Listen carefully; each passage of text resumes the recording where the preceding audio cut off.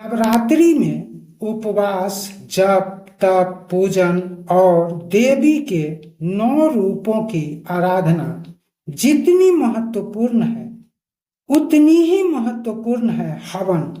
लेकिन क्या आपने कभी सोचा है कि आखिर हर पूजा का समापन हवन से ही क्यों होता है? क्या इसका कोई आध्यात्मिक और वैज्ञानिक कारण है? दोस्तों, मैं हूं एनपी सुशील और आपका हार्दिक स्वागत है चैनल नागा साधना पर, जहां आज हम जानेंगे नवरात्रि हवन की विधि, उसका महत्व और उससे मिलने वाले अद्भुत लाभ। आइए हम जानते हैं नवरात्रि हवन क्या है। हवन यानी अग्नि में आहुति देना नवरात्रि में यह विशेष महत्व रखता है, क्योंकि यह देवी पूजन का अंतिम और सबसे पवित्र चरण माना जाता है। आध्यात्म कहता है बिना होम किए नवरात्रि पूजन अधूरा है। अब जानते हैं हवन के पीछे का आध्यात्मिक कारण क्या है। देवताओं को आहुति पहुंचाना। जब हम हवन करते हैं तो अग्नि देव हमारी प्रार्थनाओं को देवताओं तक पहुंचाते हैं। नव दुर्गा की प्रसन्नता। अष्टमी या नवमी पर हवन करने से हमारी जप, तप, पाठ, पूजन और आराधना की समाप्ति की घोषणा की जाती है, जिससे नव दुर्गा शीघ्र प्रसन्न होती है। नकारात्मक ऊर्जा का नाश। हवन से वातावरण पवित्र होता है और आसुरी शक्तियां दूर भागती हैं। कर्म शुद्धि। हवन हमारे कर्म और संकल्प को शुद्ध करता है, जिससे साधना सिद्ध होती है। देवताओं का आवाहन। आहुति के मंत्रों से ब्रह्मांडीय ऊर्जा हमारे जीवन में सक्रिय होती है। अब उससे भी जरूरी है वैज्ञानिक कारण जानना। औषधीय धुआं। हवन में जो सामग्री डाली जाती है उससे वातावरण में मौजूद जीवाणु एवं विषाणु नष्ट हो जाते हैं और वातावरण पवित्र हो जाता है। ऑक्सीजन का स्तर बढ़ना। वैज्ञानिक शोध बताते हैं कि हवन से वातावरण में शुद्ध ऑक्सीजन की मात्रा बढ़ती है, जो मानव हित में है। तनाव से मुक्ति। मंत्रोच्चार और अग्नि की ऊर्जा से मन शांत और तनाव मुक्त होकर नव ऊर्जा सृजन होने लगता है, जो हमारे कार्य क्षमता को बढ़ाता है, जिससे जीवन में सफलता मिलने की उम्मीद बढ़ जाती है। पर्यावरण शुद्धि। हवन की सामग्रियां औषधीय पदार्थों से बनी होती हैं, जिसके जलने से प्रदूषण कम होता है और वायु पवित्र होता है। इस तरह हवन पर्यावरण को शुद्ध करता है।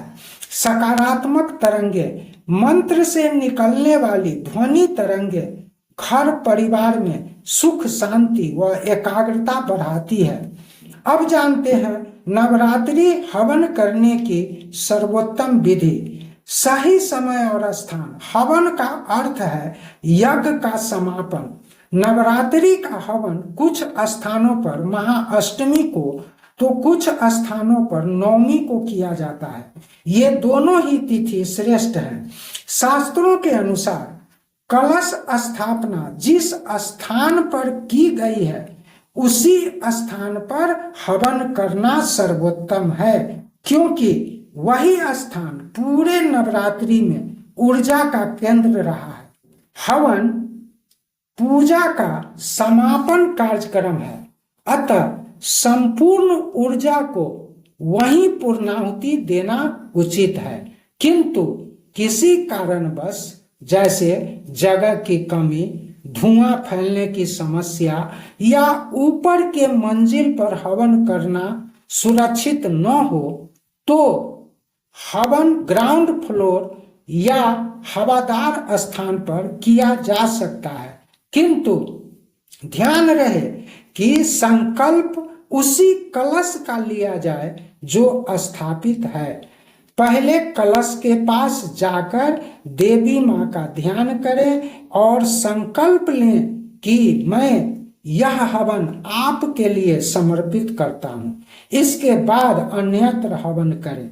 इस तरह हवन अन्यत्र करने से भी पूजा की शुद्धता और परिणाम में फर्क नहीं पड़ता है। ध्यान रखें कि हवन स्थल शुद्ध, पवित्र और शांत हो। हवन सामग्री: हवन कुंड, आम की सूखी लकड़ी, घी।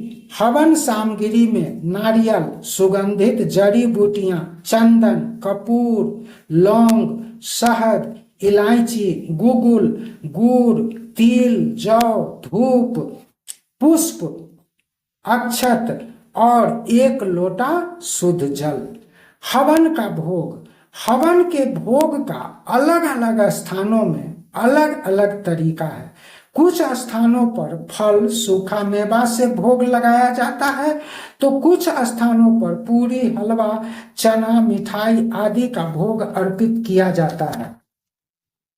सामान्य भोग सामग्री: नारियल गोटा 1, गुड़, तिल, शहद, घी, फल, सूखे मेवे, लौंग, इलायची, गुगुल, मीठी पकवान जैसे लड्डू, मिठाई, पूरी, हलवा आदि।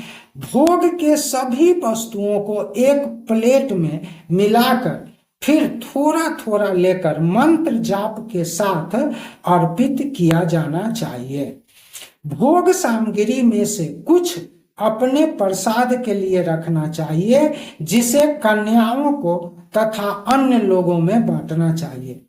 हवन एवं भोग का महत्व: हवन में भोग अर्पित करने से भोग अग्नि तत्वों के द्वारा देवताओं तक पहुंचता है, जिससे उनका आशीर्वाद प्राप्त होता है। इससे मां अन्नपूर्णा एवं नव दुर्गा का आशीर्वाद भी मिलता है। भोग लगाने से भक्तों की सारी मनोकामनाएं पूर्ण होती हैं। यानी नवरात्रि में हवन एवं भोग का विशेष महत्व है। तो इस नवरात्रि माता रानी की पूजा आराधना की पूर्णाहुति हवन के साथ अवश्य करें। जय माता दी।